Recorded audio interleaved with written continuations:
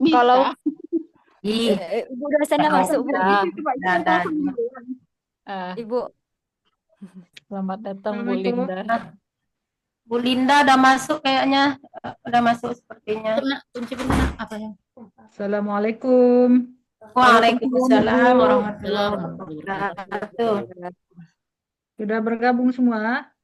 Ahlan wa sahlan, Bu. Sudah ya. Baik. Agak lelet apanya bergabung di Zoom-nya. Agak terlambat sedikit. Salam Ibu. Ya, baik.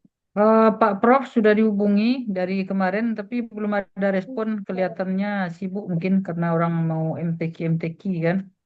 Sudah 2 kali di chat tapi belum belum dibalas. Biasanya agak lama juga, kayaknya mengatur-ngatur jadwal. Tapi mungkin hari ini belum bisa menyesuaikan jadwal beliau. Belum ada respon seperti itu ya. Baik, kita lanjutkan pembelajaran pada siang hari ini. Kepada moderator dan pemakalah disilakan untuk memulai presentasinya. Siapa nih Pak Alimun yang bertugas dan diminta untuk baca Al-Quran dengan tahfiz ya, yang menyejukkan pada siang hari ini dan membuka mata kita. Ya, Pak Alimun juga boleh atau Bu Rosidah. Gimana Bu Kita mulai Rosida? ya, Bu. Ya, Kita silakan, mulai. silakan. Assalamualaikum warahmatullahi wabarakatuh. Waalaikumsalam. Waalaikumsalam warahmatullahi wabarakatuh. Alhamdulillahirrahmanirrahim. Hamdan wa syukran lillah. Salatan wa salam ala rasulillah. Sallallahu la ilaha illallah wa la syarikalah. Ya, yang sama-sama kita hormati Bu Doktor dan teman-teman kita yang seperjuangan. Untuk siang hari ini ya,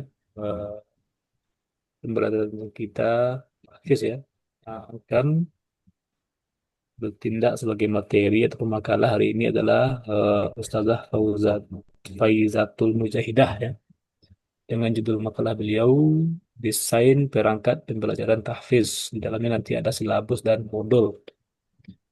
Ya, sebelum kita mulai, kita minta dulu lantunan ayat suci Al-Quran dengan irama padang pasirnya. Bapak Alimun, silakan. Dengan hormat.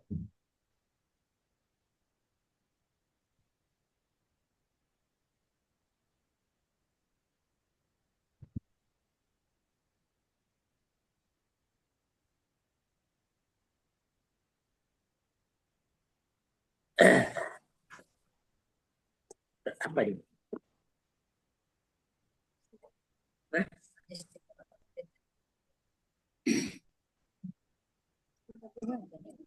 30. Baik, Bapak Ibu. Assalamualaikum warahmatullahi wabarakatuh. Salam. Waalaikumsalam warahmatullahi wabarakatuh.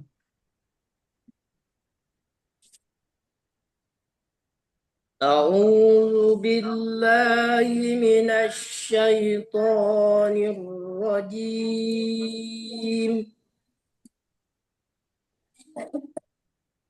بسم الله الرحمن الرحيم.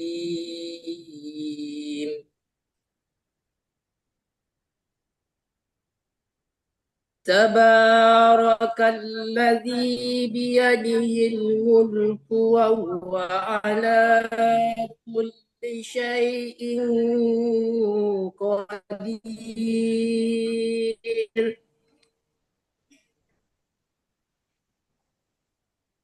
الذي خلق الموت والحياة ليبلوكم أيكم أحسن عملا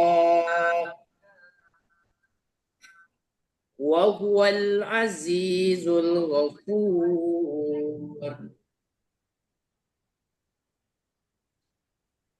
الذي خلق 7 سماوات طباقا ما ترى في خلق الرحمن من تفاوت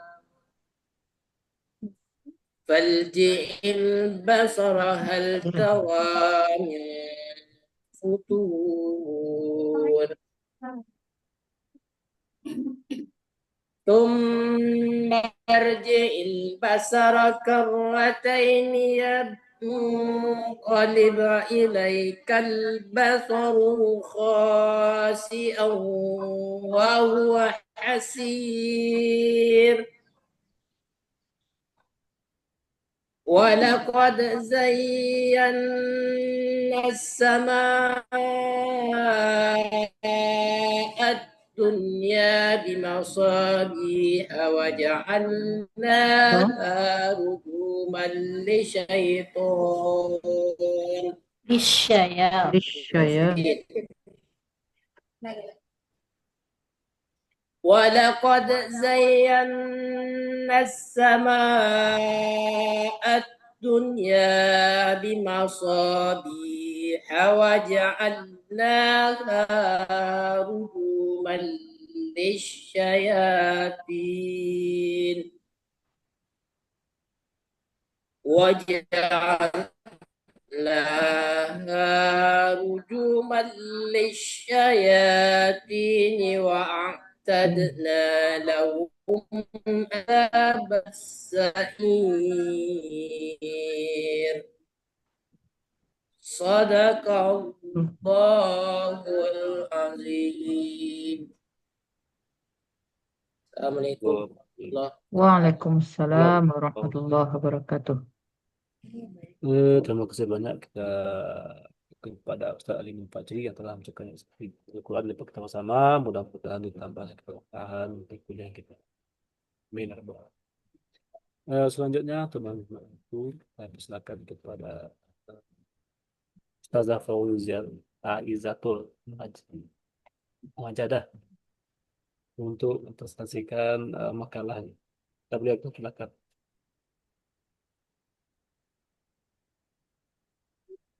Baik, terima kasih moderator. Sebelumnya izin Bapak Ibu untuk mengirimkan share screen ya untuk materi kita pada pembelajaran hari ini.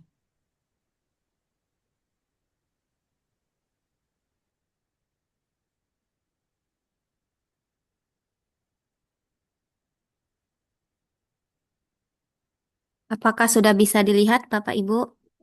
Bisa. Baik, Bismillahirrahmanirrahim. Assalamualaikum warahmatullahi wabarakatuh. Waalaikumsalam warahmatullahi wabarakatuh. Alhamdulillahirabbil alamin wassalatu wassalamu ala asyrafil anbiya'i wal mursalin wa ala alihi wa sahbihi rasulillahi ajma'in amma ba'd. Yang terhormat Ibu Linda Suwanti sebagai dosen pengampu pada mata kuliah hari ini dan Bapak Ibu teman seperjuangan pada S2 di STIPIK. Baik, materi pembelajaran kita pada hari ini yaitu mengenai desain perangkat pembelajaran tahfiz berkaitan dengan silabus dan modul. Nah, latar belakangnya melihat dari pentingnya desain perangkat tahfiz. Jadi pendidikan Al-Quran itu bertujuan menanamkan kecintaan, meningkatkan kemampuan membaca, menghafal, dan memahami kandungan Al-Quran. Jadi proses tahfiz dalam hal ini membutuhkan sistem pembelajaran yang terencana, sistematis, dan berkelanjutan untuk mencapai target hafalan yang efektif. Nah, oleh sebab itu, desain perangkat pembelajaran yang tepat, yaitu silabus dan modul ajar, itu sangat diperlukan agar kegiatan tahfiz berjalan efektif dan terukur. Nah, di sini saya paparkan peran kunci silabus dan modul tahfiz. Yang pertama itu silabus tahfiz, merupakan kerangka acuan utama yang memuat kompetensi, target hafalan, strategi, dan penilaian, berfungsi sebagai peta jalan pembelajaran. Kemudian ada modul ajar tahfiz, itu sebagai panduan operasional yang menjelaskan langkah-langkah kegiatan menghafal, murojaah, tasmi', dan evaluasi, berfungsi sebagai panduan praktis. Jadi inovasi dalam penyusunan keduanya itu penting untuk menyeimbangkan kuantitas hafalan dengan kualitas bacaan, pemahaman makna, dan pembentukan karakter Qur'ani. Nah, Bapak Ibu, kita masuk ke dalam pembahasan yang pertama, yaitu mengenai silabus. Di sini saya paparkan juga contoh dari silabus tahfiz. Nah, jadi silabus itu adalah acuan penyusunan kerangka pembelajaran yang berisi rencana bahan ajar yang memuat komponen-komponen yang saling berkaitan dengan tujuan mencapai penguasaan kompetensi dasar yang dipertimbangkan berdasarkan ciri dan kebutuhan daerah setempat. Silabus disusun mengacu pada standar isi dan berfungsi sebagai peta pembelajaran yang terarah dan terukur. Nah, komponen silabus itu beberapa di antaranya adalah identitas mata pelajaran, seperti mata pelajaran apa yang akan dibuat silabusnya. Dalam hal ini itu pembelajaran tahfiz. Kemudian standar kompetensi, kompetensi dasar, materi pokok, kegiatan pembelajaran, indikator, penilaian, alokasi waktu, dan sumber belajar. Nah, di sini kita bahas lebih lanjut mengenai komponen dari silabus tersebut. Yang pertama tadi identitas mata pelajaran. Di sini menjelaskan cakupan materi pembelajaran, misalnya dalam pembelajaran tahfiz, bahwa materi yang akan dihafal itu adalah juz 30. Kemudian standar dan kompetensi dasar. Itu untuk standar kompetensi menjelaskan kemampuan umum dan secara spesifiknya itu dijelaskan di kompetensi dasar yang harus dicapai, seperti mampu menghafal surat tertentu dengan tajwid yang benar. Kemudian materi pokok dan kegiatan pembelajaran. Materi pokok misalnya berisi ayat atau surat yang akan dihafalkan, kemudian kegiatannya seperti murojaah, setoran, dan talaki. Terus selanjutnya ada indikator dan penilaian. Indikator itu untuk menilai tolak ukur keberhasilan seperti kelancaran, ketepatan tajwid. Untuk penilaiannya itu cara evaluasi seperti ujian lisan dan setoran. Kemudian alokasi waktu dan sumber. Alokasi waktu untuk menunjukkan durasi yang diperlukan, sumber untuk menunjukkan referensi yang digunakan. Misalnya dalam hal ini mushaf, rekaman murotal, atau buku panduan. Nah, manfaat silabus bagi pendidik. Jadi silabus itu bukan hanya daftar materi, tetapi rencana pembelajaran lengkap yang memastikan proses menghafal Al-Quran berjalan efektif dan sesuai dengan tujuan pendidikan Islam. Jadi manfaat silabus bagi pendidik, yang pertama itu bagi guru, sebagai pedoman merencanakan, melaksanakan, dan mengevaluasi pembelajaran secara sistematis.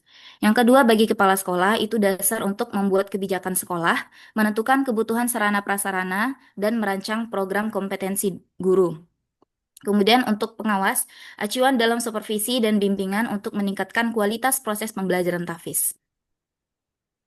Kemudian materi kedua yaitu tentang modul pembelajaran tahfiz. Jadi modul itu adalah bahan ajar yang dirancang khusus, sistematis, dan dilengkapi petunjuk untuk mempermudah peserta didik belajar secara mandiri atau terbimbing. Tujuan modul itu ada 3. Yang pertama, agar siswa mampu belajar secara mandiri dengan bantuan guru seminimal mungkin. Yang kedua, melatih kejujuran dan mengakomodasi berbagai tingkat kecepatan belajar siswa. Yang ketiga, siswa dapat mengukur sendiri tingkat penguasaan materi yang dipelajari. Nah, jadi peran utama dari modul pembelajaran tahfiz itu sebagai alat bantu guru dalam menyampaikan materi dan sebagai panduan peserta didik untuk mengatur proses hafalannya secara mandiri. Nah, langkah penyusunan modul tahfiz. Yang pertama itu ada analisis kebutuhan untuk mengetahui kondisi dan kemampuan awal peserta didik. Kemudian yang kedua, perumusan tujuan untuk menentukan arah capaian hafalan yang jelas. Kemudian yang ketiga, penentuan materi dan metode. Untuk memilih materi hafalan dan metode itu misalnya metodenya talaki atau aplikasi digital yang sesuai. Yang keempat, penyusunan kegiatan meliputi jadwal setoran, murojaah, dan evaluasi berkala. Yang kelima, evaluasi hasil, yaitu indikator kelancaran, ketepatan tajwid, dan konsistensi hafalan. Nah, mungkin terkadang kita sendiri sulit untuk membedakan silabus dan modul. Di sini saya berusaha untuk memberikan pemaparan tentang perbedaan silabus dan modul. Dilihat dari pengertiannya, silabus itu merupakan rencana umum, kerangkanya konseptual, dan sebagai peta jalan pembelajaran. Sementara modul tahfiz itu panduan belajar mandiri, langkahnya praktis, dan manual guide pelaksanaan harian. Yang kedua itu dari segi cakupan, kalau silabus itu rancangannya makro lembaga seperti per juz atau per semester dan menentukan arah dan target. Sementara tahfiz itu rancangan mikro atau lebih sempit. Modul. Oh ya, untuk modul rancangannya mikro atau lebih sempit itu untuk harian atau mingguan, mencakup langkah hafalan dan evaluasi setoran. Kemudian fokusnya untuk silabus, perencanaan kurikulum dan kompetensi akhir atau kelancaran tajwid. Dan modul itu aktivitas praktis seperti talaki, tikrar, jadwal setoran, dan belajar mandiri.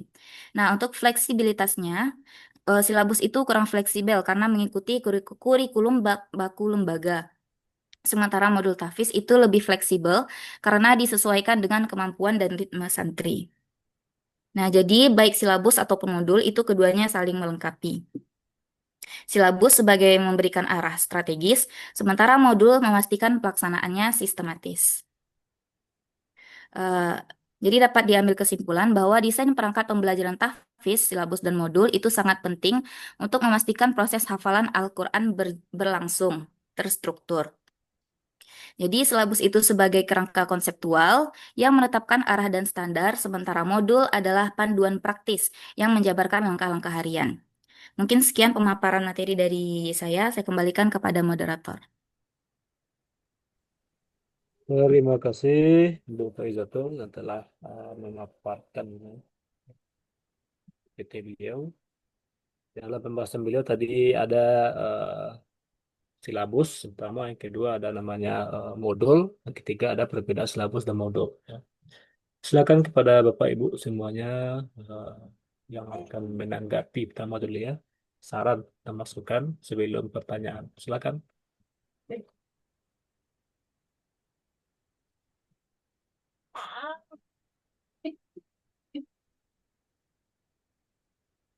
Ya, satu orang sudah resen.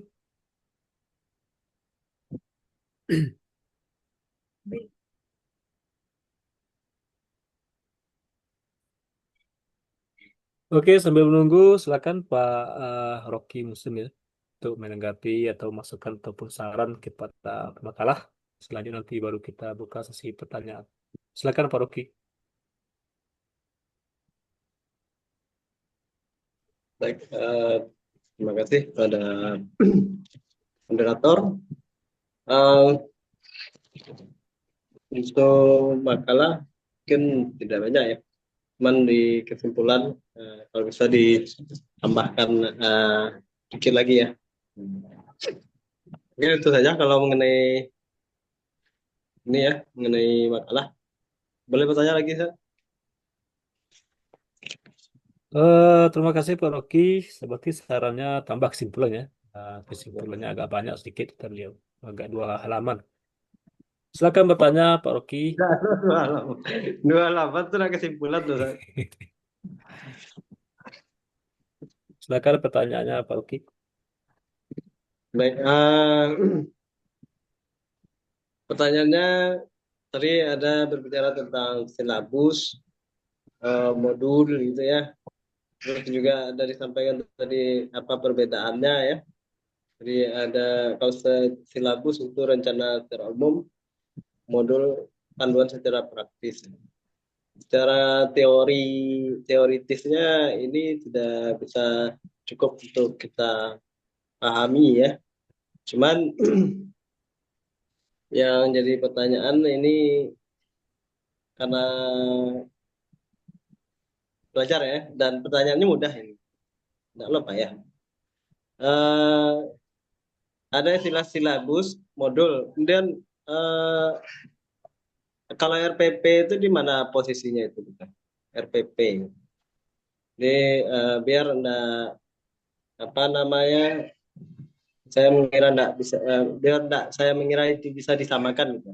Jadi kalau RPP itu di mana posisinya gitu. Baik itu saja. Assalamualaikum warahmatullahi wabarakatuh. Assalamualaikum warahmatullahi Salam wabarakatuh. warahmatullahi. Oh, terima kasih Pak Rocky Muslim ya. Dia bilang pertanyaannya mudah. Cuma menjawabnya agak susah nanti.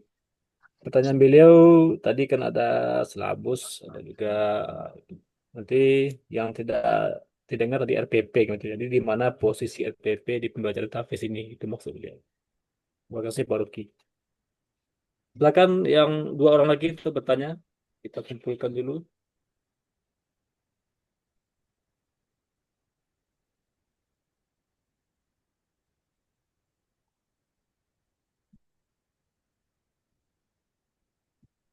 Ini banyak yang mengantuk sepertinya nih Ustaz Taufik.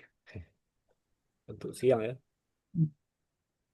Ustadz Muhammad Afdal biasanya paling keras suaranya bertanya. Kapalo sudah Ustadz meledak, Alimun Bu. Fajri Masya kayaknya itu tadi. Allah. Ya, Raise hand. Banyak Sudah benar makan tugasnya. Ustadz oh iya. Afdal. Ustadz Alimun Fajri. Ya, yang kedua silakan Pak Alimun sudah send ya. Silakan bertanya. Baik, terima kasih. Assalamualaikum warahmatullahi wabarakatuh. Waalaikumsalam warahmatullahi wabarakatuh. Ya, takut kita makalahnya tidak mencair hari ini, kita coba ikut berpartisipasi biar Ibu Faiza ada kawan gitu kan. Karena kalau kita tuh duduk surang tuh sampai-sampai ya Pak Taufik ya. Betul.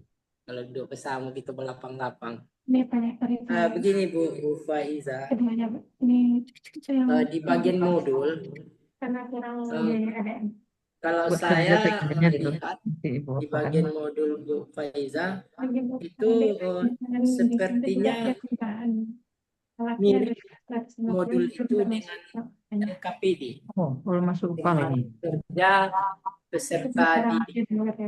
Ini apakah Dia tanya upahnya berapa? sama atau jika berbeda, apa sih perbedaannya? Barangkali itu aja Bu, untuk mencairkan suasana saja. Terima kasih atas jawaban yang diberikan. Assalamualaikum warahmatullahi wabarakatuh. Halo warahmatullahi wabarakatuh. Warahmatullahi wabarakatuh. Gimana Bu Faizatul, jelas pertanyaan dari Pak Alimun? Afwan Ustadz, kurang jelas tadi pertanyaannya. Oh ya, karena suara dempet tadi ya. Diulang Iya. lagi Pak. Baik, saya ulangi. Di bagian modul, nah, itu saya sudah baca. Cuman bagian modul Ibu tuh kalau di sekolah kita lihat ada lagi LKPD namanya. Dan modul Ibu agak mirip dengan LKPD. Apakah itu memang sama modul itu dengan LKPD atau berbeda? Jika berbeda, apa perbedaannya? Jelas ya Bu Faiza ya? RKPD apa tuh Pak? Lembaran kerja peserta didik. Kalau itu dulu LKS Pak Roki. AS. Nah, LKS. Itu zaman saya itu Oke Bu Faiza. Terima Terima kasih. kasih Pak Alimun. Jadi pertanyaan Pak Alimun adalah apakah sama modul dengan LKPD? Apakah ada persamaan? Kalau ada perbedaan, tolong jelaskan perbedaannya. Kira-kira begitu. Silakan satu orang lagi bertanya.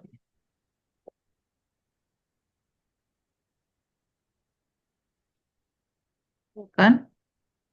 Bu Rashidah, ngantuk Bu? Oh belum ya? Sebenarnya Wak nih Wak tanya.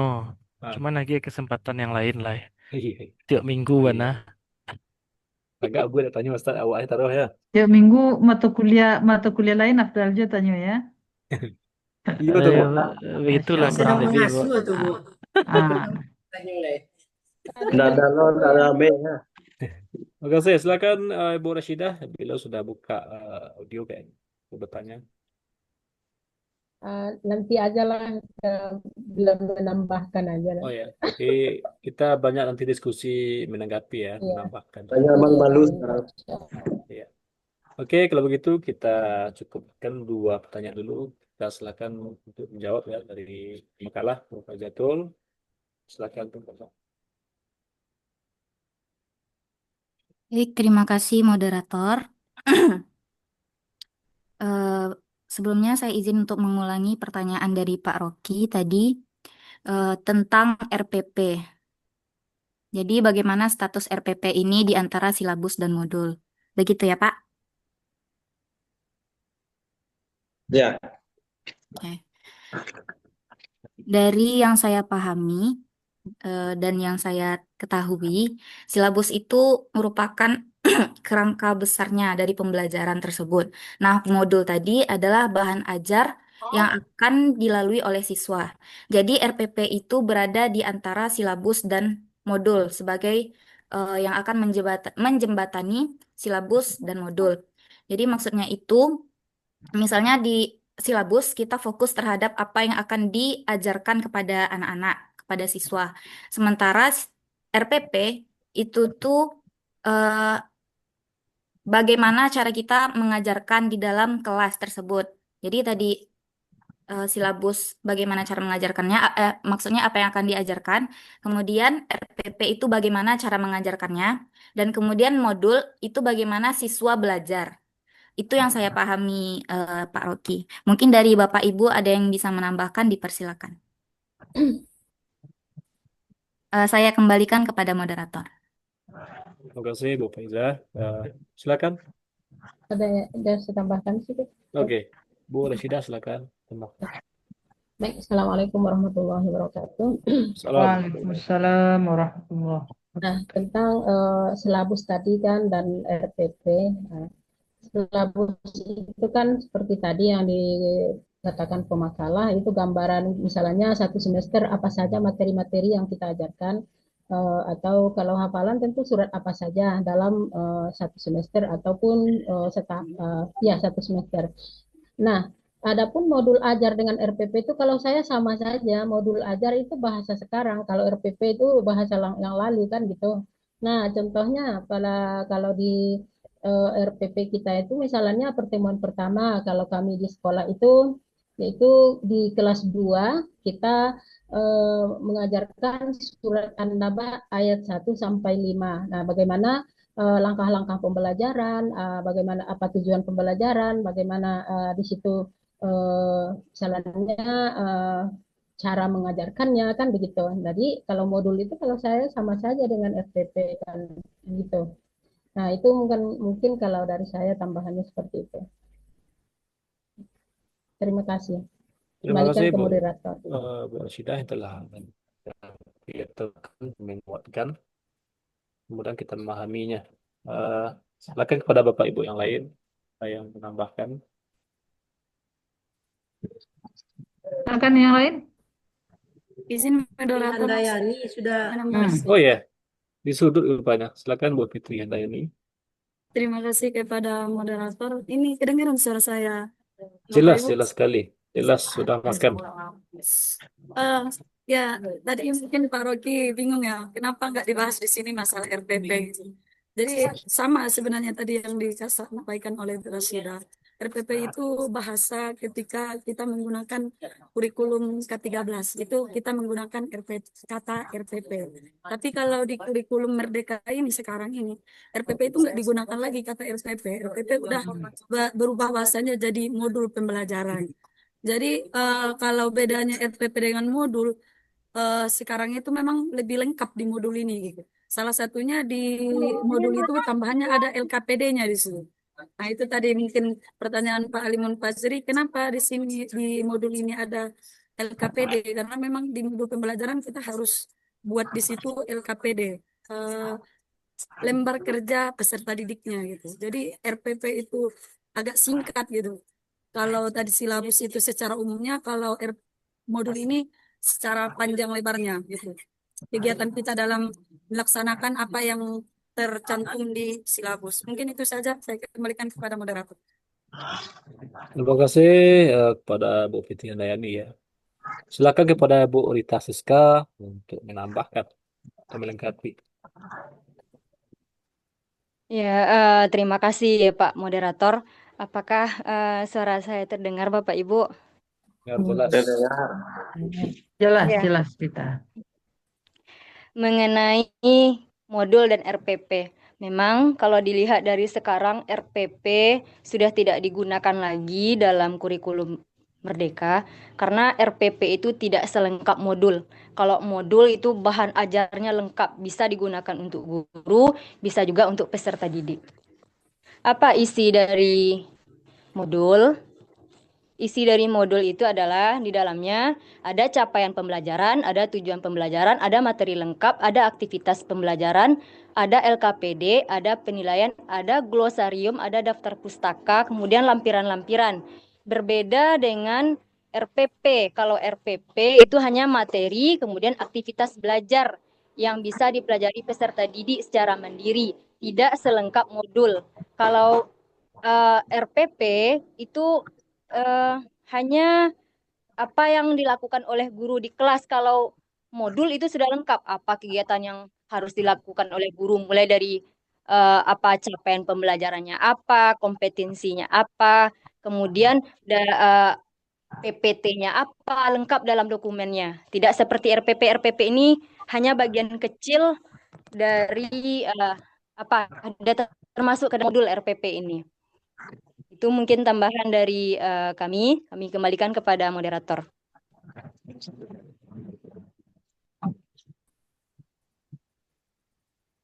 Terima kasih banyak Ibu Rita yang telah paparkan ya.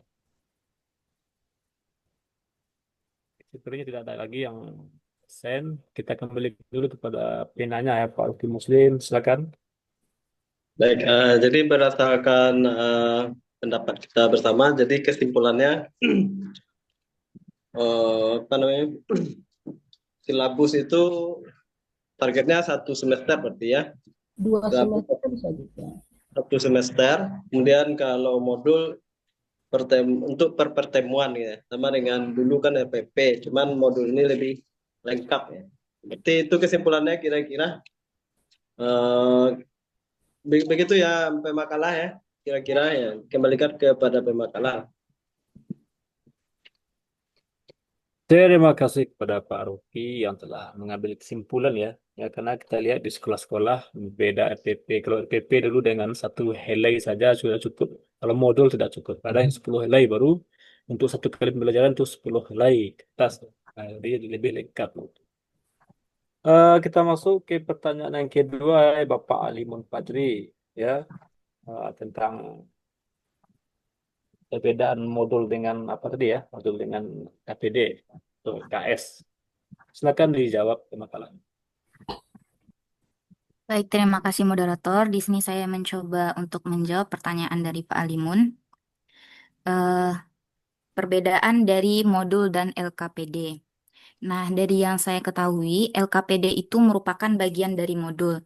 Nah, di dalam modul itu kan tadi ada tentang, di dalam modul itu lebih lengkap cakupan pembahasannya, ada tujuannya, materi kegiatan, evaluasi, dan langkah-langkah lain sebagainya yang nantinya mudah untuk dipahami oleh siswa. Nah, sementara di LKPD itu yang lebih dicantumkan itu adalah latihan. Latihan untuk menguji materi-materi yang sudah dipelajari. Dan untuk LKPD ini juga itu dibuat untuk 1 kali pertemuan misalnya. Sementara modul itu kan dibuat dalam beberapa minggu atau beberapa harian seperti itu. Mungkin itu dari saya. Mungkin dari Bapak Ibu ada yang ingin menambahkan. Saya kembalikan kepada moderator. Mbak, saya tambahkan sedikit, moderator. Silakan Bu Rosida. Kita Ada berharap nanti teman-temannya lain juga menambahkannya ya. Kan ini Bu Rosida. tentang apa tadi LKPD. Kalau kami di pembelajaran tahfiz itu jarang diadakan LKPD karena dia ujiannya adalah itu praktek. Jarang ada LKPD-nya. Jadi kalau memang ada LKPD, mungkin itu pembelajaran yang bersifatnya pengetahuan gitu. Ini kan kalau tahfiz ini keterampilan gitu. Keterampilan paling kita uji dia ketika sudah dihafalkan, kita uji kembali itu di keterampilan bukan di pengetahuan gitu. Ya, jadi itu. Jadi kali ini kalau saya pribadi ya yang selalu membuat RPP tahfiz dan apa tidak ada LKPD di situ. Ya, itu mungkin sedikit dari saya. Terima kasih Bu Rosida. Jadi dalam pembelajaran tahfiz ini kita ketahui bersama tidak ada KPD ya, karena di tahfiz ini semuanya praktek ya, praktek. Kalau Ya, modul ada ya Bu ya, modul ada tuh, kalau kami modul juga ada. modul itu lengkap. Ya. Nah, ujiannya biasanya sudah berkembang apa itu dia di situ ujiannya. Iya. Silakan Bapak Ibu yang lain. Atau perlu ngopi kayaknya ini. Jadi mana gambarnya? Fitri Wulandari belum kedengaran Kira-kira suaranya Pak. lagi. Fitri Wulandari ya. Wulandari. Ada Ustadz Muhammad Taufik. Ustadz Yoga. Ada Ustadz Yoga. Yoga ketawa gambar beliau. Jadi mesti apa ini? Semangat deh. Tidak ada ya. Fitri Wulandari tidak ada nih. Ada Bu. Hadir Bu, hadir Bu. Ah, ada. Baru baru sampai, Bu. Oh, baru sampai di mana? Di, di tempat Ah, depan itu ya. dia. Itu, Bu. Oke. Itu. Itu ada Fitri Wulandari itu. Silakan Bapak Ibu Nah, yang mau cobalah beri menambahkan. pendapatnya Yoga dan Fitri Wulandari.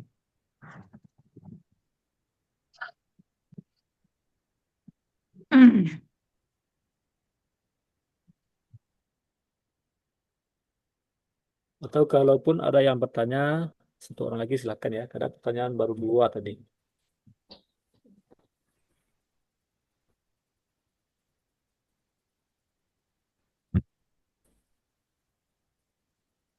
Mohon izin moderator. Silakan Bu Fitri Handayani. Kak Rita, Eh, Bu Rita. Kak Rita ya? Dulu, Ibu Rita aja dulu. Oh iya, Nesen. Oke, silakan Bu Rita. Siska ya. Mengenai apa ya Pak, mengenai modul, di dalam modul kan ada LKPD, kemudian ada perbedaan dengan RPP. Saya baru saja mengirimkan, mohon izin ya Ibu Linda, Bu Dokter, mengirimkan contoh seperti apa modul yang kami buat gitu kan di sekolah ataupun untuk ujian kinerja kemarin. Jadi memang ada perbedaan RPP dengan modul. Kalau modul itu memang betul-betul lengkap, di dalamnya sudah lengkap selengkap-lengkapnya isinya dari dari kegiatan pembelajaran dalam satu kali pertemuan itu, misalnya dalam satu materi gitu.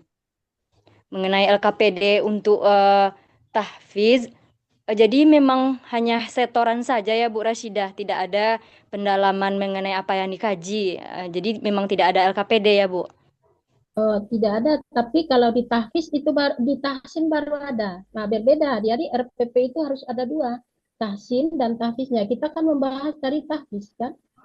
Nah, Iya. ketika di tahsin itu ada contoh pencarian mat gitu, pencarian gunah itu ada.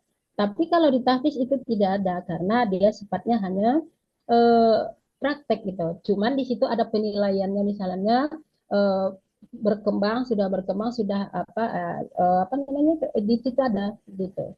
Rubrik rubrik apa rubriknya. Nah, itu Rubrik penilaian. ya di Oh. rubrik. Nah, gitu. Itu yang kami buat biasa gitu. Tapi kalau ada ilmu baru, ya kami juga terima gitu. Kami juga nggak ngajar di apa kan Bu di lembaga tahfiz, jadi tidak tahu seperti apa asesmen penilaiannya di itu kan di tahfiz kan. Iya. Makanya jadi pertanyaan tadi Bu. Mungkin cukup gitu dulu Bu. Kembali kepada Bapak moderator dulu. Terima kasih ya, tanggapan dari Bu Rita Siska ya. Selanjutnya kita minta juga tanggapan atau tambahan dari Bu Fitri Handayani. Dan beliau ucap silakan. Terima kasih kepada moderator. Di sini saya sedikit menambahkan ya dari jawaban eh, pemakalah. Tadi kalau nggak salah pemakalah bilang LKPD itu dibuat setiap kali pertemuan ya, Pak Iza. Iya, Apakah kurang lebih seperti itu, Bu. ya? Tapi kalau seandainya saya buat modul itu sebenarnya nggak setiap kali pertemuan dibuat LKPD, tapi LKPD itu ada setelah kita selesai dalam satu bab itu gitu. Untuk LKPD itu kan menguji apakah memang siswa itu memahami materi kita pada bab tersebut gitu kan. Terus tadi itu yang pertama kalau saya dalam pembuatan modul nggak setiap kali pertemuan ada LKPD-nya, tapi setiap bab itu memang ada LKPD untuk menguji, mengevaluasi pemahaman siswa terhadap materi. Terus kayak tadi apa namanya, kayak Ibu Rasida ya, tadi kalau memang taktis itu memang idealnya praktek ya biar lebih tahu tajwidnya. Tapi saya pernah sekolah ya di Al-Wasliyah Medan, walaupun itu cuma 1 tahun. Di situ ada tahfiznya. Kami ada ujian lisan sama tulisan gitu. Ujian tulisan kami ada kayak nyambung ayat gitu. Jadi sebenarnya bisa juga dibuat LKPD untuk tahfiz. Selain dari praktek tadi kita bisa juga untuk tulisan karena nggak semua orang yang bisa menghafal Al-Quran itu bisa menuliskan gitu. Rata, kadang kebanyakan seperti itu. Jadi itu juga bisa melatih motorik orang itu ya, kayak keahlian orang itu dalam menulis. Itu aja tambahan dari saya. Saya kembalikan kepada moderator. Terima kasih tanggapannya dari Bu Fitri Handayani. Sebelumnya kita kembalikan dulu kepada pemakalah ya. Atau ada tanggapan atau gimana? Silakan Bu Izin Nurza. moderator, terima kasih sebelumnya. Izin menanggapi, meluruskan sebenarnya. Eh, jadi yang Ana maksud tadi, Ustazah Fitri Handayani, bukan dalam setiap kali pertemuan, tapi LKPD itu dibentuk untuk satu kali pertemuan, gitu maksudnya Ustazah. Nah, jadi LKPD untuk satu kali pertemuan, sementara modul itu untuk beberapa kali pertemuan, untuk satu pekan gitu misalnya. Begitu, Ustazah. Dikembalikan kepada moderator. Baik, terima kasih kepada Reza sebagai makalah ya. Oke, Bapak Ibu, yang lain apakah ada lagi tanggapan tambahan sebelum kita masuk ke Bu Dokter?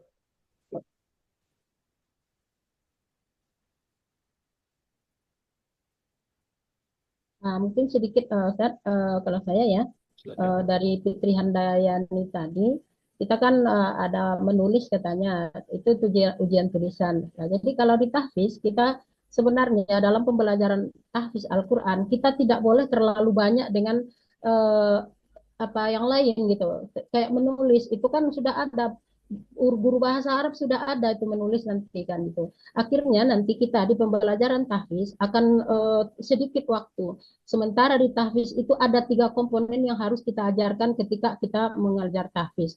Pertama kita talakikan dulu secara keseluruhan, yang kedua dihafalkan dulu, yang ketiga disetorkan. Akhirnya kalau ada penulisan itu akan menjadi pembelajaran lebih banyak apa namanya tuh lebih banyak waktu yang tidak efektif nanti untuk tahfiznya kan gitu. Jadi kita harus menjaga juga. Nah, di samping itu nanti anak-anak akan banyak bebannya begitu. Jadi kita harus ketahui bahwa pembelajaran tahfiz ini kita harus lebih berfokus ke 3 komponen tadi, ditalaki, dihafalkan, dan disetorkan gitu. Nah, adapun untuk ujian-ujiannya itu tadi, apakah sudah lancar atau tidak gitu. Itu mungkin itu apakah saran atau tanggapan atau gimana itu ya itu dari saya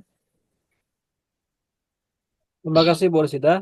ya. Sampai Bu Rosida lupa apakah itu saran, tanggapan, atau hanya penting itu adalah ilmu bagi kita semuanya ya. Baik Bapak Ibu, Fitri Wulandari, ada tambahan? Oke, sepertinya kita ya, cukupkan ya diskusi kita dan lanjutkan dengan tema para tambahan nanti pertanyaan yang belum kita jawab terjawab atau yang belum jelas kepada Bu Dokter. Pada beliau Bu Dokter kita boleh masuk nanti kita silakan dengan segera hormat agar yang seluruh. Baik, terima kasih, moderator Pak Ustadz Taufik ya. Sebelumnya, sebentar saya mau share juga, share screen, sebentar ya.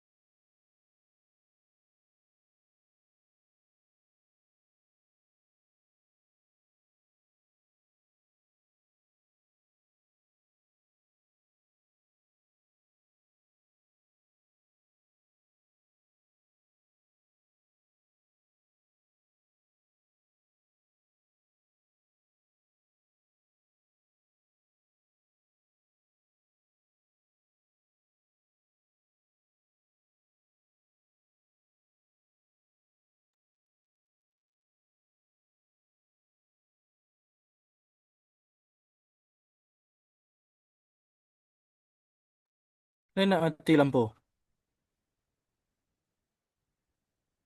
Enggak, Pak Afdal. Ibunya cari file dulu, cari filenya. Abdul sekali kata bangun Pak Abdal, Tadi yang bertanya yang terakhir itu siapa? Oh, lupa. Alimun. Oh, Pak Alimun.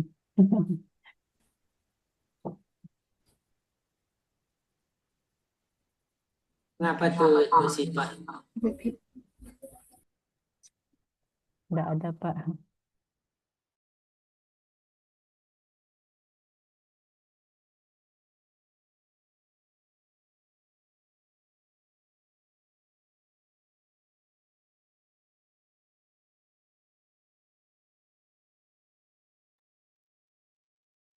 Udah, share screen tadi mana?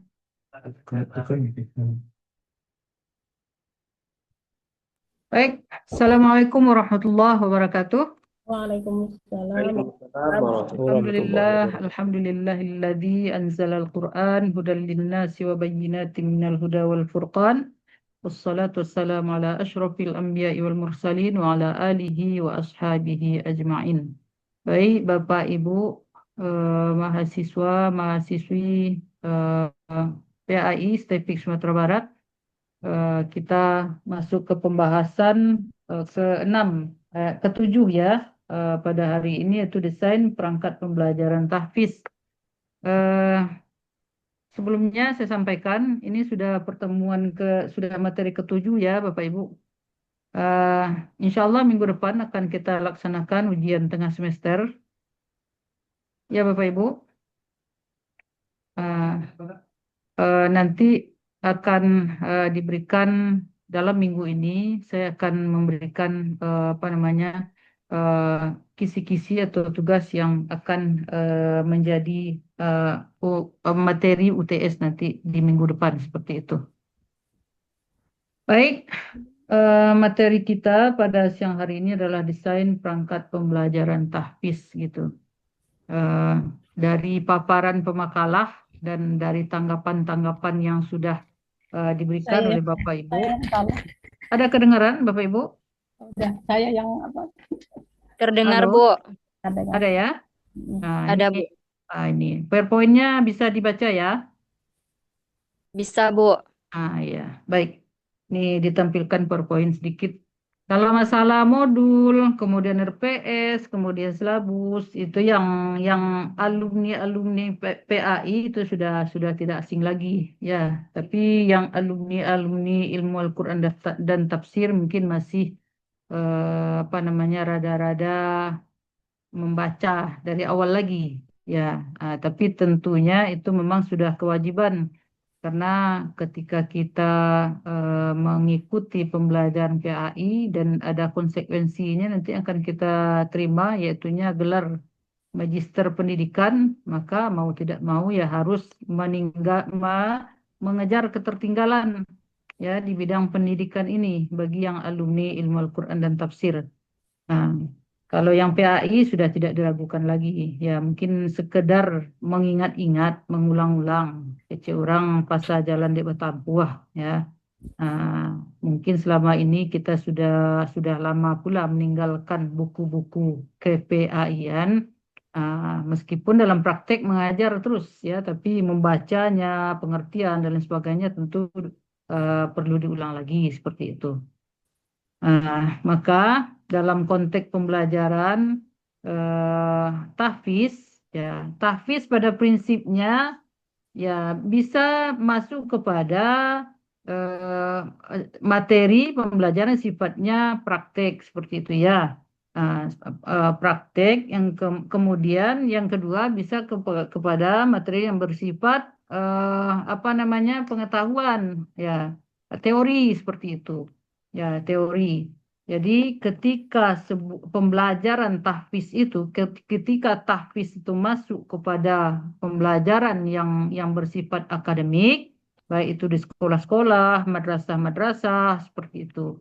Maka tahfiz itu tidak hanya lagi sekedar pembelajaran yang sifatnya praktek saja, seperti itu. Nah, harus terdokumentasi melalui beberapa perangkat pembelajaran seperti itu. Ya, jadi perangkat pembelajaran ya itu maksudnya adalah semua bahan dan alat yang digunakan dalam proses pembelajaran. Ya, bahan ataupun alat ya, yang digunakan untuk kelancaran proses pembelajaran, termasuk tahfiz seperti itu ya. Nah, ada perangkat pembelajaran itu banyak sebenarnya. Ya, yang kita bahas dalam pembahasan ini ada silabus, kemudian ada modul tadi ya. Sebenarnya ada RPP ya. Jadi RPP modul itu tadi sudah dijelaskan oleh Fitri Handayani, Rita Siska. Ya, beda kurikulum, beda pula istilahnya. Ada modul, ada RPP, ada RPS, ada LKPD seperti itu. Bedanya dikit-dikit aja. Tapi dengan modul dengan silabus jauh bedanya. Ya,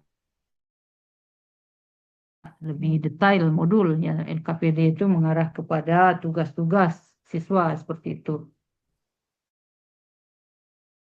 Pembelajaran itu ketika tahfiz sudah masuk ke dalam sebuah pembelajaran,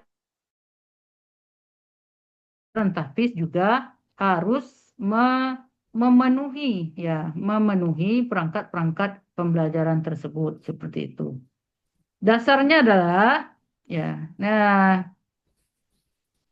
ada dasarnya ya, seorang guru yang profesional termasuk guru tahfiz ya, itu sebelum mengajar perlu ada perencanaan ya, perlu ada perencanaan ya, sebagaimana dalam surah Al-Hasyr ayat 18 ya, ya ayyuhalladzina amanu taqullah wal tanzur nafsum ma qaddamat liqad ya.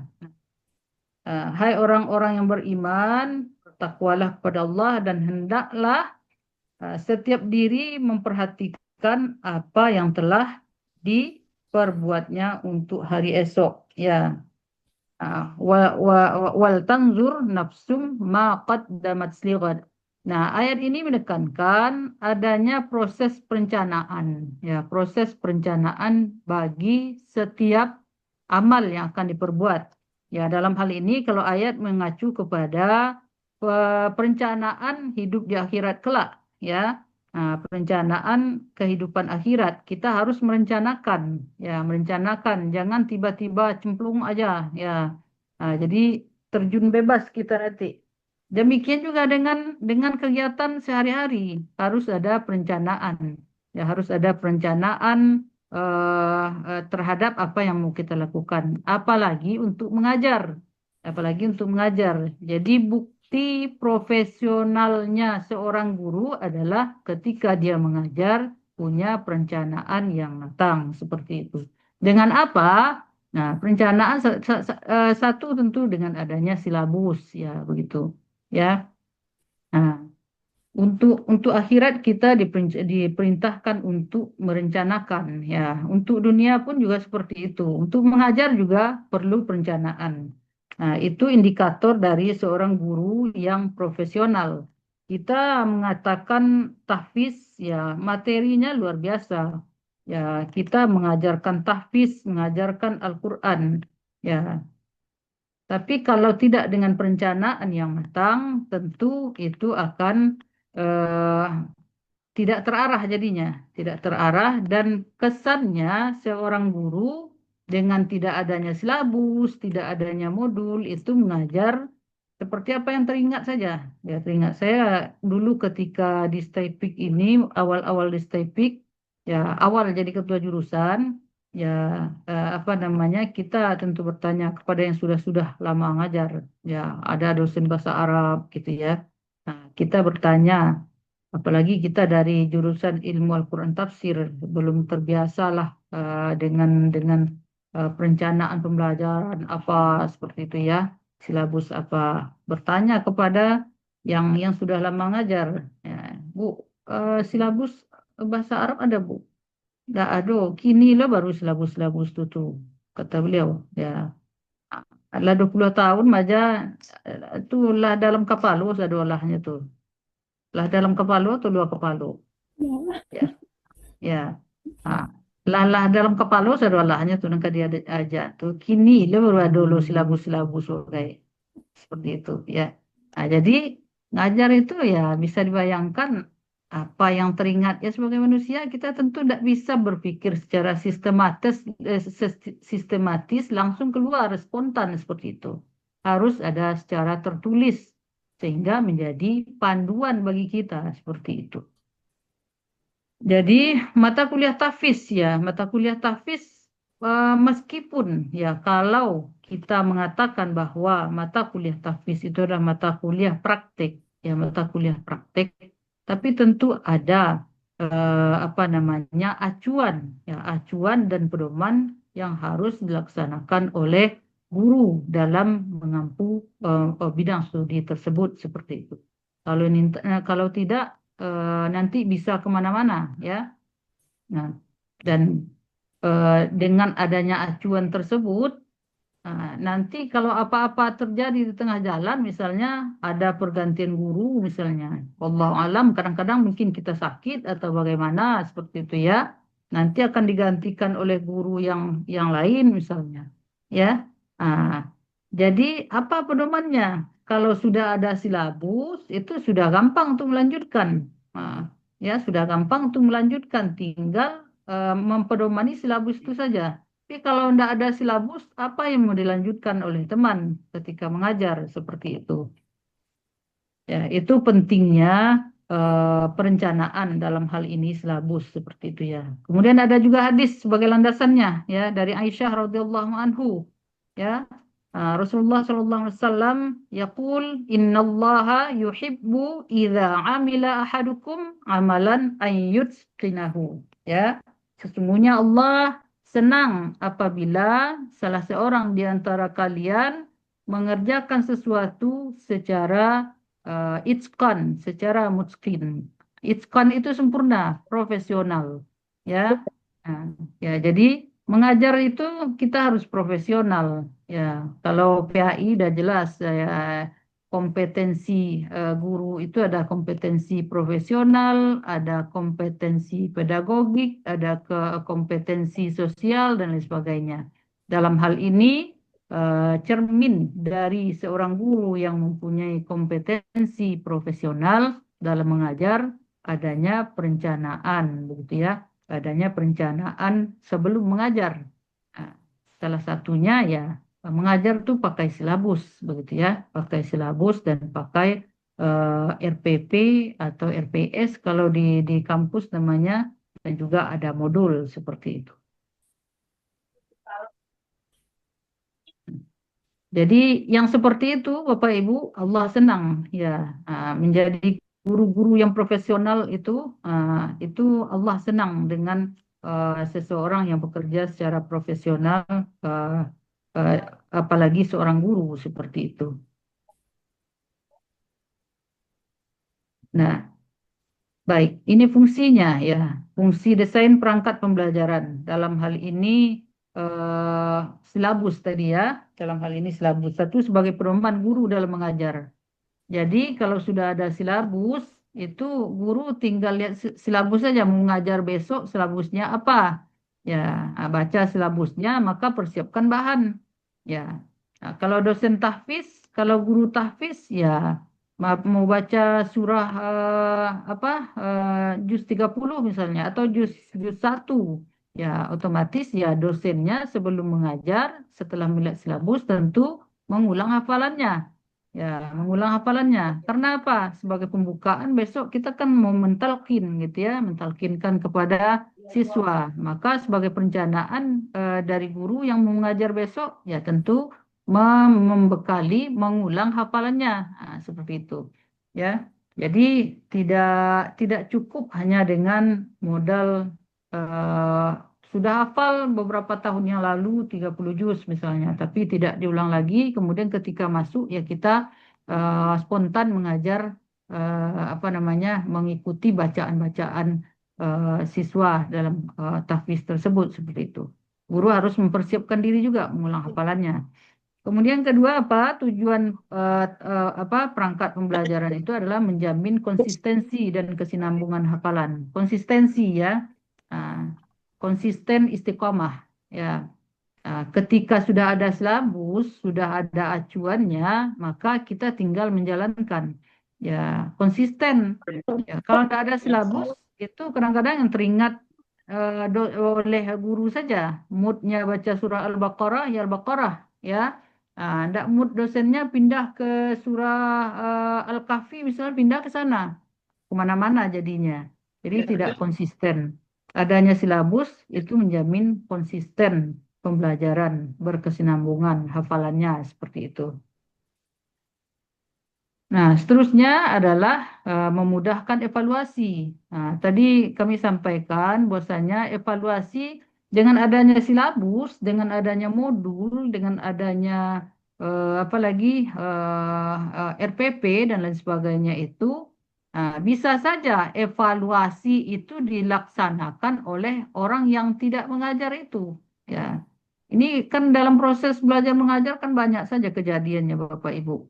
Ya, mata kuliah tahfiz itu diampu oleh dosen A misalnya, guru A misalnya. Kebetulan dia sudah ada pekerjaan lain misalnya di tempat Bapak Ibu kan ya. Dia terima lagi job yang lain sehingga dia tinggalkan bekerja di tempat Bapak Ibu ya di rumah tahfiznya. Sehingga yang melanjutkan pembelajaran itu kalau tidak ada silabus sudah sulit dia untuk melanjutkan. Kemudian untuk mengevaluasi juga. Kadang pembelajaran sudah selesai, tinggal dievaluasi. Gurunya sudah tidak bisa melanjutkan. Siapa lagi yang mengevaluasi? Ya, kalau ada silabus, ada RPP, ada modulnya itu, tinggal membaca dokumen itu saja yang akan melanjutkan, yang akan mengevaluasi. Sehingga bisa yang lain melaksanakan evaluasi seperti itu. Sudah ada rubrik penilaiannya juga. Ini menyinggung sedikit tentang apa? Tentang evaluasi tahfiz tadi ya. Saya menarik juga apa yang disampaikan oleh Bu Rashidah tadi. Ya, sebenarnya evaluasi itu tentu mengacu kepada target atau capaian pembelajaran. Apakah misalnya tahfiz nih, tujuan atau target pembelajaran tahfiz yang kita tetapkan di awal apa? Apakah hanya sekedar hafal misalnya, ya? Nah, sekedar hafal atau ya menghafal surah Al-Baqarah apa namanya? Dan bisa menulisnya misalnya, ya. Hafal surah Al-Baqarah dan bisa memahami tema-tema tertentu dalam surah tersebut misalnya. Kalau itu capaian pembelajaran yang dituliskan di awal, tentu evaluasinya mengacu ke sana juga. Ya, nah, mengacu ke sana juga. Kalau dan prosesnya juga mengacu ke sana juga seperti itu. Maka hal yang paling penting dituliskan dulu ketika membuat silabus itu adalah tujuan pembelajaran apa atau kompetensinya, ya target yang mau dicapai apa. Misalnya kalau tahfiz ya apa namanya tujuan pembelajaran mahasiswa atau siswa bisa menghafal juz 30. Kalau itu saja ya cukup dengan evaluasinya dengan menghafal saja, hafalannya saja yang dihafalkan kan gitu. Jadi kalau bisa menghafal dan memahami tema-tema yang ada di dalamnya misalnya, tentu dikejar juga ketika evaluasi adalah pemahamannya sedikit-sedikit. Misalnya ya ayat bicara tentang gunung di juz 30 surah apa saja misalnya. Ya, ada selintas evaluasi-evaluasi seperti itu. Dalam proses pembelajaran tentu harus mengacu ke sana juga. Ya, jadi simpelnya adalah evaluasi itu mengacu kepada tujuan pembelajaran yang sudah ditetapkan dan juga proses yang dilaksanakan. Nah, itu semua tertulis di silabus seperti itu. Ya, prosesnya bagaimana? Tujuan pembelajaran yang mau dicapai apa? Kemudian metode yang digunakan apa? Evaluasinya seperti apa? Kan gitu. Nah, itu saling berkaitan, saling berkaitan. Maka yang pertama ditulis itu ketika nulis silabus itu kan tujuan ya, tujuan pembelajaran gitu. Nah, berangkat dari tujuan itu maka ditetapkanlah metodenya apa, materinya apa, kan seperti itu. Kemudian sistem evaluasinya nanti seperti apa, seperti itu. Dan kalau evaluasi tahfiz ini, ya Bu Rosidah tentu sudah lebih paham ya tentang tahfiz itu kan tidak hanya hafalan saja. Iya, Ya, ya kan sesuai dengan penilaian MTQ ya Bu Rosidah ya. kami Nah, ada lima penilaian tuh di sekolah. Ustazah. Pertama ya, yaitu tajwidnya. Tajwid itu Mm-mm. melengkapi seluruh makharijul huruf, sifatul huruf, Mm-mm. yang semua itu. Karena kita sedikit kan pembahasan di tajwid ini karena dia hafalannya. Tapi kalau di tahsin itu nanti ada mat satu alif, mat dua dua setengah alif, gunnah itu di tahsin diurai lagi. Tapi kalau di Oh. tahfiz itu pertama ya tajwid, yang kedua kelancaran, yang ketiga ada iramanya, yang keempat Mm-mm. target hafalan. Kadang kan gini, kelas Mm. satu contohnya apa contoh kelas 2 ya, hafalannya satu semester itu sudah sampai al-mutaffifin. Mm-mm. Sementara dia sudah sampai di semester satu tidak sampai al-mutaffifin. Jadi itu namanya adalah hafalan. Jadi di Iya. situ hafalan itu adalah targetnya. Memenuhi Mm-mm. targetkah atau tidak. Jadi begitu. Jadi 5 pokok Mm. penilaian gitu. Mm-mm. Cuma Bu Rosidah, Mm-mm. apa namanya, tahsin itu apa mata pelajarannya tersendiri ya Bu Rosidah ya. Ya, kami ada dua tahsin, yaitu mencakup dengan kajian-kajian tajwidnya dan Mm-mm. suratnya berbeda dan membacanya kan Mm-mm. pakai Al-Quran. Yang kedua ada Bersyarat tahfiz, dia berarti. uh, uh, Bersyarat dia. bersyarat. Jadi Bers tahfiz. Jadi dua. Jadi mm. kami penilaian Al-Quran itu di sini memang dua macam gitu. Mm. Tahfiz beda, rapornya juga kami berbeda. Rapor tahsin, rapor tahfiz, tapi dalam satu lembar Oh. juga gitu. Ah, ah, ah, Rapornya ada gitu. ah. Gitu. Ah. Itu lebih profesional lagi tuh Bu Rosidah. Insya Berarti Allah. lulus dulu tahsin berarti baru masuk tahfiz gitu Bu Rosidah. Oh tidak, dia seiring seiring juga. Oh, Contohnya seiring. seiring kalau kami mengajarkan di sini seperti di kelompok saya lah gitu. Tahsin dulu misalnya contoh kalau di Hmm. kelas 2 itu kan dimulai dari surat An-Naba tahsinnya dan juga hafalannya dari surat An-Naba. Nah, Hmm, hmm, hmm. jadi tahsin dulu misalnya 5 ayat berlangsung besok sampai 10 sampai gitu. Nah, dia Hmm, sementara anak ini dihafalkan lagi. Jadi dua materi satu hari itu hmm. kita dapatkan. Nah, berbeda dengan ada kelompoknya nanti kalau di sini kan ada kelompok-kelompok yang mengawal di tadi itu satu dia bisanya hanya hafalan hari ini ya hafalan saja, besok tahsin Hmm, saja gitu. Jadi tergantung hmm. murid yang akan kita ajarkan itu gitu. Iya, ya.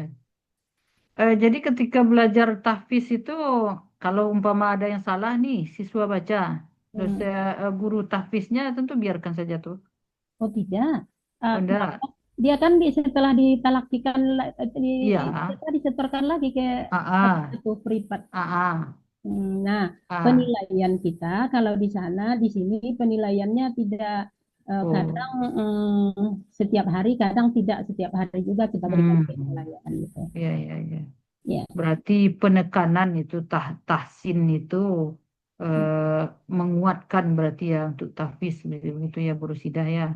Itu lebih profesional lagi itu sebenarnya memang bersungguh-sungguh betul untuk tahsin disatukan apanya kan dipisahkan pembelajarannya di luar tahfiz kan seperti itu.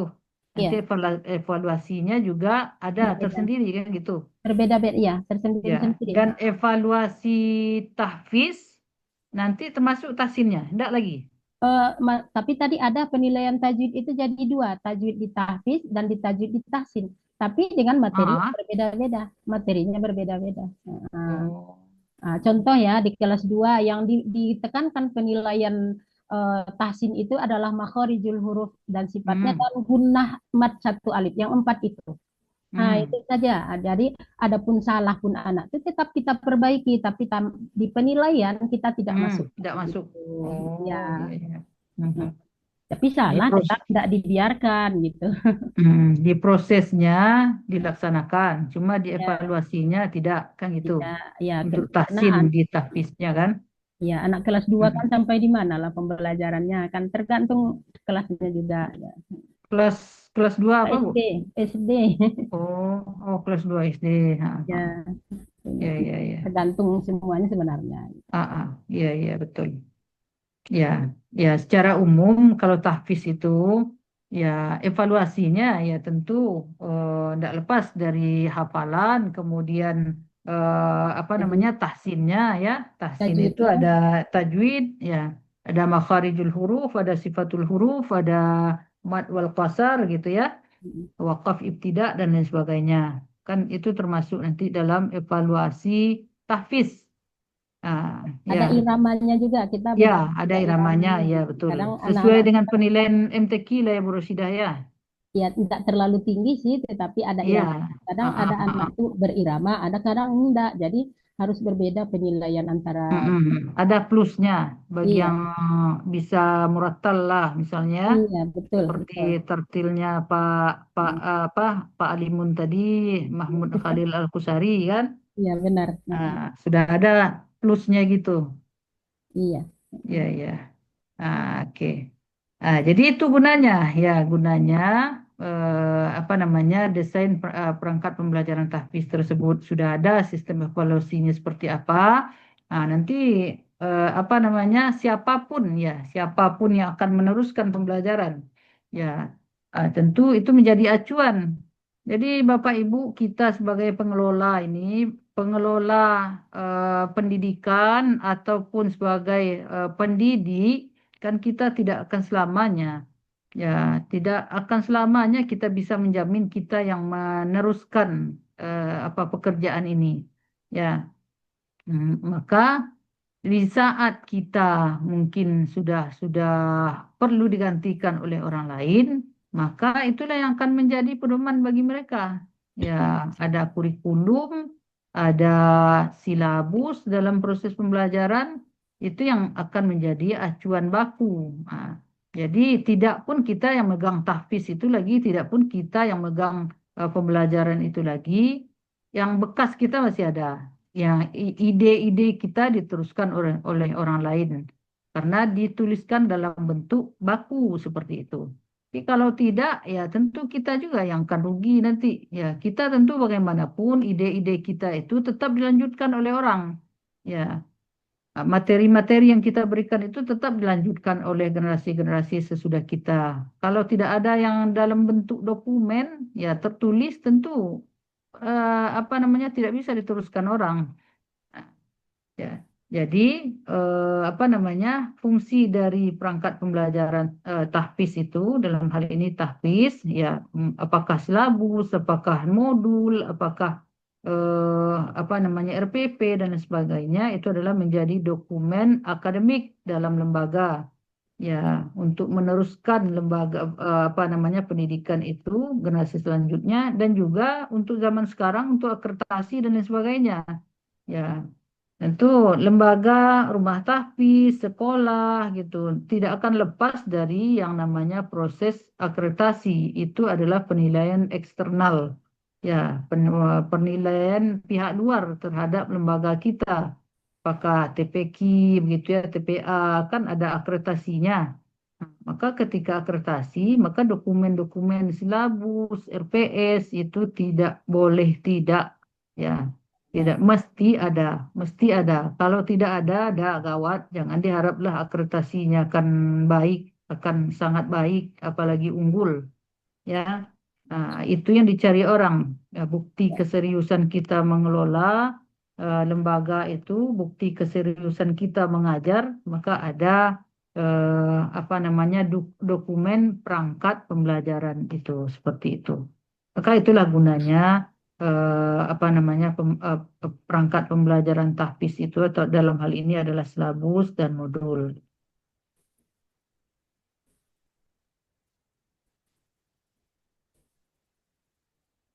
Nah, ini tadi sudah diapakan juga oleh pemakalah.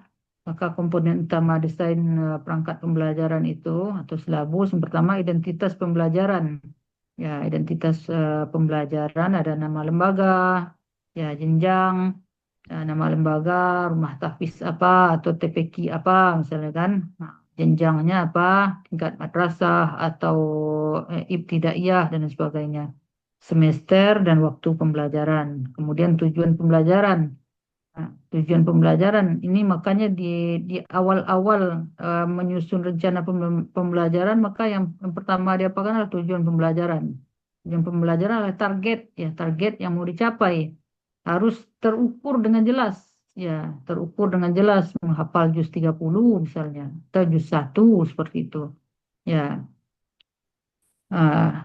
Itu kalau menghafal itu dari segi apa namanya ranah pendidikan itu masuknya kemana kira-kira tuh Bapak Ibu?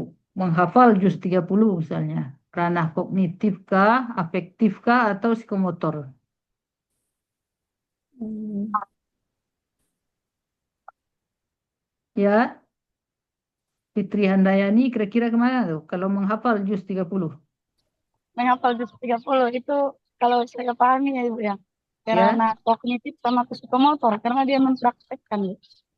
ranah kognitif. Kalau mempraktekkan itu jatuhnya kemana tuh? Psikomotor, Psikomotor Bu. kan. Psikomotor. Ya. Psikomotor ya, psikomotor. Kalau Oh, menghafal saja, kemampuan menghafal itu kognitif. memang ranah kognitif. Ranah kognitif yang level 1 ya. Level paling rendah tuh ya. Ah, ya, bisa menghafal saja, belum memahami ya. Jadi makanya kalau untuk menghafal itu, untuk tahfiz itu memang ya sekolah ke bawah Sanawiyah, misalnya SMP itu masih masih cocok lah. Sebenarnya untuk SD ini ya menghafal. Kalau sekedar menghafal itu targetnya, sekedar menghafal itu levelnya level 1 dan itu biasanya untuk SD gitu ya, ranah apa tingkatan level kognitif yang terendah untuk sekolah dasar seperti itu. Ya, kalau untuk stay peak enggak main lagi tuh menghafal ya. Menghafal juz 30 apalagi ini S2 ya. Atau menghafal juz 1 itu level terendah dari kognitif ya. Tapi yang jelas dalam tujuan pembelajaran itu harus dituliskan. Ya, maka kalau untuk level perguruan tinggi ya minimal memahami ya, menghafal dan memahami. Itu adalah tujuan pembelajaran dari segi kognitifnya, ya. Nah, kemudian dari segi afektifnya, ya, Menumbuhkan. ya. Apa kalau apa ranah afektifnya itu menumbuhkan kecintaan kepada Al-Quran ya. Menumbuhkan kesadaran untuk melaksanakan atau mengaplikasikan nilai-nilai eh, takwa yang terdapat dalam surah eh, apa Ali Imran ayat 101 misalnya. Itu ranah tujuan pembelajaran di ranah afektif seperti itu ya. Nah, kemudian tujuan pembelajaran di ranah psikomotor. Nah, itu tadi yang berkaitan dengan ketepatan bacaan, ya, yang berkaitan dengan mampu melafazkan huruf-huruf dengan baik, yang berkaitan dengan menulis ayat itu, ya. Nah, itu adalah tujuan pembelajaran tahfiz yang berkaitan dengan ranah psikomotor. Nah, dalam tujuan pembelajaran itu ketiga ranah tersebut harus ada, ya, harus ada. Jangan apa fokusnya kepada kognitif saja. Yang salah kita kadang-kadang kan. Jadi kesannya ya mata kuliah itu atau mata pelajaran itu ke ranah kognitif saja. Itu dampaknya besar Bapak Ibu. Kalau ke sana saja, kognitif saja yang diasah anak-anak kita ini mampu dia menghafal ya.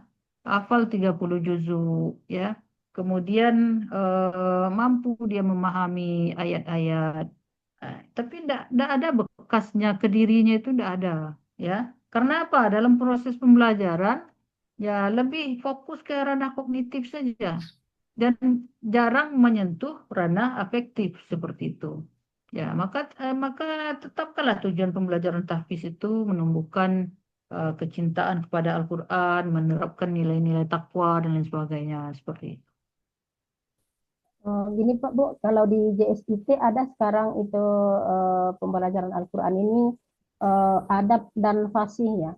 Jadi adab itu ya termasuk lagi tadi ya bagaimana sikap dia terhadap Al-Quran, bagaimana dia membacanya dengan baik. Ada apa meletakkan Al-Quran di mana pada tempatnya ini kan ranahnya SD dan SMP lah. Taruh ini Oh kan iya iya iya. SMP gitu. Kalau ke perguruan tinggi itu beda pula ranahnya kan gitu. Itu di Iya iya. sana. Iya betul. Itu ada namanya fasih dan santun. Itu dikembangkan. Apa Bu Rosidah? Fasih? Fasih dan santun. Oh, kasih Kasih, dah. Ya, iya. Itu kasih sudah kan, ranah afektif. Sudah uh-uh. ranah afektif tuh, Bu Rosidah. Sudah terbaca bahwa pembelajaran tahfiz itu tidak hanya fokus kepada kognitif saja, tapi sudah menyentuh afektif seperti itu. Ya, baik. Azan ya. Baru kemudian apa lagi? Komponennya ya. eh, Tujuan pembelajaran sudah ya, kemudian materi hafalan ya atau konten ya, ayat atau surah yang dihafal, urutan dan target hafalan per pertemuan per pekan seperti itu ya. Kemudian metodenya apa? Ya, metodenya apa sesuai dengan target yang kita tetapkan. Kemudian sudah dibagi per tatap muka itu berapa, kemudian metodenya seperti apa, seperti itu. Kemudian media, ya media pembelajaran. Nah, seperti mushaf Al-Quran, papan hafalan, aplikasi tahfiz digital, dan lain-lain sebagainya. Kemudian langkah-langkah pembelajaran. Langkah-langkah pembelajaran ada pembukaan, kemudian ada apa namanya pelaksanaan, kemudian ada penutup.